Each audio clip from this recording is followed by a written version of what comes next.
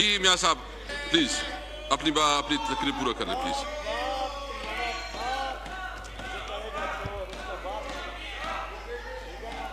जी please. बिस्मिल्लाहिर्रहमानिर्रहीम। जनाब speaker, कल का दिन हमारी पार्लियामान की तारीख में it was a black day. और मुझे कहने दीजिए जनाब स्पीकर, बैठ जाए प्लीज, आप बैठ जाए प्लीज जनाब स्पीकर के आप ऑफ कर दो। आप इस हाउस के कस्टोडियन हैं। आइन और कानून की मंशा के मुताबिक आपने इस हाउस की प्लीज ना करो।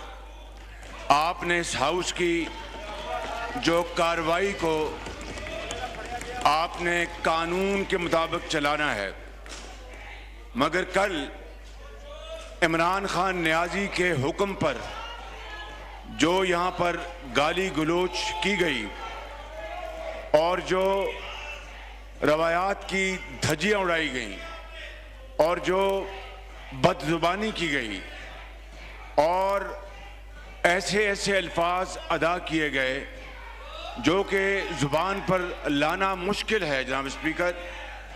और आपका ये फ़र्ज़ था कि आप बतौर कस्टोडियन ऑफ द हाउस आप इस तूफ़ान बदतमीज़ी को रोकते जो इमरान खान नियाजी के हुक्म पर हुआ। ना करें, और आपका ये फ़र्ज़ था, आपका ये फ़र्ज़ था कि आप इस ऐवान के तकद्दुस को हर सूरत बरकरार रखते, लेकिन बदकिस्मती से ऐसा नहीं हुआ। और मैं आपको यहाँ पर ये बात बताना चाहता हूँ कि हमारी पार्टी का ये फैसला था, ऑपोजिशन का ये फैसला था कि अगर यहाँ पर पुरअमन तरीके से ऑपोजिशन की तकारीर को सुना जाएगा तो हम भी रेसिप्रोकेट करेंगे और कायदे अवान की तकरीर को हम अमन से सुनते। लेकिन 2 दिन गुजर गए जनाब स्पीकर, ना सिर्फ इस हाउस के अंदर गाली गलोच हुआ जिसको आपने नहीं रोका, ना सिर्फ यहाँ पर माँ और बहनों को जिस तरह यहाँ पर रगेता गया उसको आपने नहीं रोका, जिस तरह बदजुबानी यहाँ पर की गई उसको आपने नहीं रोका। और जनाब स्पीकर अब भी वही धींगा मुश्ती जारी है।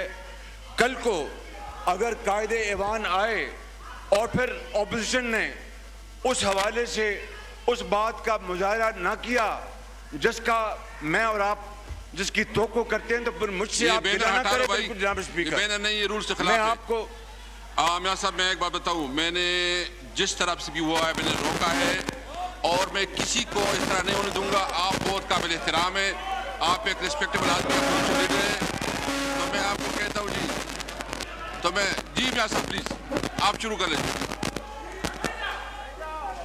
प्लीज। जनाब स्पीकर आप बात ये है, बैठ जाए, मैं आपको बैठ जाए प्लीज, बैठ जाए प्लीज, आप अपनी सीटों पे रहे प्लीज। जनाब स्पीकर, अगर आप इतने बेबस हैं तो मुझे उसके ऊपर अफसोस है। अगर आप प्लीज आप बैठ जाए प्लीज, आता बैठ जाए प्लीज। जनाब स्पीकर, ये किसने फेंका भाई, ये किसने मारा है? ये जिसने मारा है उसको हाउस से निकालो। ये किसने मारा है?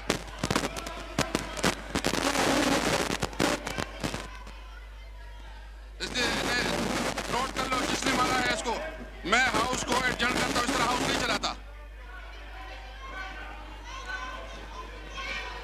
इस हाउस को एडजर्न करते मियां साहब, इस तरह नहीं होता, इस तरह नहीं होता। देखिए ये भी कोई तरीका नहीं है कि उसने गलत चीज फेंकी है, इसके खिलाफ मैं एक्शन लूंगा। जिसने कहा है इसको मैं बैन करता हूं।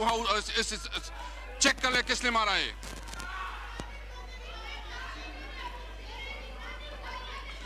मैं इस हाउस को तब तक नहीं चलाऊंगा जब गवर्नमेंट और अपोजिशन दोनों मिलके करते। मैं कल तक एडजर्न करता हूं इसको।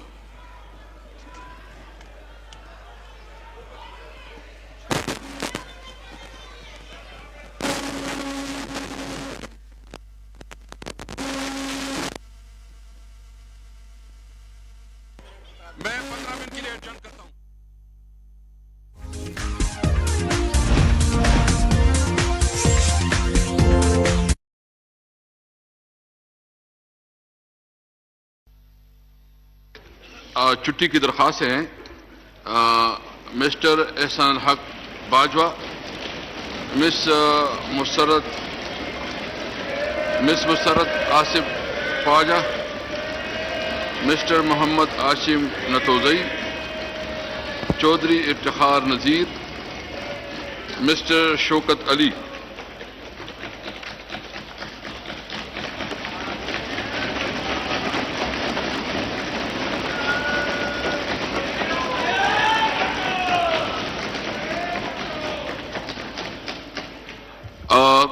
ये 14 और 15 जून को हाउस में जो कुछ हुआ है बहुत अफसोसनाक है। जिन मेंबरान ने इसमें नामनासिब अल्फाज इस्तेमाल की, गैर पार्लिमानी अल्फाज इस्तेमाल की, वो इस पूरी हाउस की तज़हीक है। वो एक साइड से हो, वो दूसरी साइड से हो। इसके खिलाफ कुछ मैंने एक्शन लिया है और कुछ मुझे अपोजिशन की तरफ से राना तनवीर साहब ने कम्युनिकेट किया है और उन्होंने कहा है कि हम चाहते हैं कि एक पार्लिमानी पार्टी बने और वो जो है ना इसका वो करे। तो बेशक आप गवर्नमेंट की तरफ से, अपोजिशन की तरफ से मुझे अपने अपने नाम दे दें, आपस में तय करें कि इस पूरी प्रोसीडिंग को कैसे चलाना है, इस हाउस को कैसे चलाना है, और जो वाकयात हुई हैं और जो इस वीडियोस में जिसने पार्लिमानी रवायात को मसख किया है, इसके खिलाफ जो भी पार्लिमानी कमेटी सिफारिशात देगी मैं उसके ऊपर अमल करूंगा। और मैं ये भी चाहता हूं कि अगर रूल्स में कोई कमी बेशी है तो रूल्स को भी आप देख ले। इसलिए मैं इजलास तब तक चलाऊंगा जब गवर्नमेंट अपोजिशन दोनों बैठ के एक अंडरस्टैंडिंग बनाए। मैं नहीं चाहता कि इस हाउस में इस किस्म की वाकयात हो जो पूरी दुनिया के लिए वो शर्मनाक हो। इसलिए मैं आपसे रिक्वेस्ट करता हूं, मैं दोनों साइड से रिक्वेस्ट करता हूं कि अभी मुझे 6 अफराद, ये अपोजिशन भी अपना 6 लोग का नाम दे दे और गवर्नमेंट भी दे दे, वो आपस में बैठ के बात करे जी। मैं हाउस को उस वक्त के लिए एडजर्न करता हूं जब कोई अंडरस्टैंडिंग नहीं होती।